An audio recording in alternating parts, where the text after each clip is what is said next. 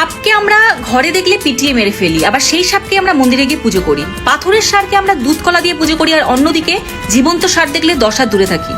মাটির দুর্গার সামনে আমরা হাজার হাজার টাকার ভোগ লাগাই, অথচ সেই দুর্গার সামনেই একজন ভিক্ষা করা দুর্গাকে আমরা অবহেলা করি। উচ্চ শিক্ষিত গরিব লোকটাকে আমরা অসম্মান করি, এবং অন্যদিকে আমরা অশিক্ষিত মূর্খ ধনীকে সম্মানের চাদরে আলিঙ্গন করি। আমরা সবসময় বাবা মা নামক সত্যিকারের ভালোবাসাকে প্রত্যাখ্যান করি, আর অন্যদিকে শ্বশুর শাশুড়ি নামক স্বার্থপূর্ণ ভালোবাসাকে বরণ করে নিই। আমরা সবসময় সৎভাবে চা বিক্রি করা লোকটাকে অসম্মান করি, অন্যদিকে 2 নম্বরই ব্যবসা করে কাউকে কিছু দান করলে তাকে আমরা দানশীল বলি। আমরা খেলনা কুকুর টাকার বিনিময়ে আমরা কিনে নিয়ে আসি, আর অন্যদিকে জীবন্ত কুকুরকে বাইকে চাপা দিয়ে মেরে ফেলি।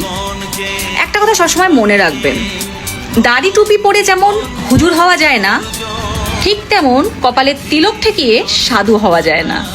অ্যাকচুয়ালি আমরা না সবসময় অন্ধের পিছনে ছুটে বেড়াই, কিন্তু আমি জানি আপনি অন্ধ নন।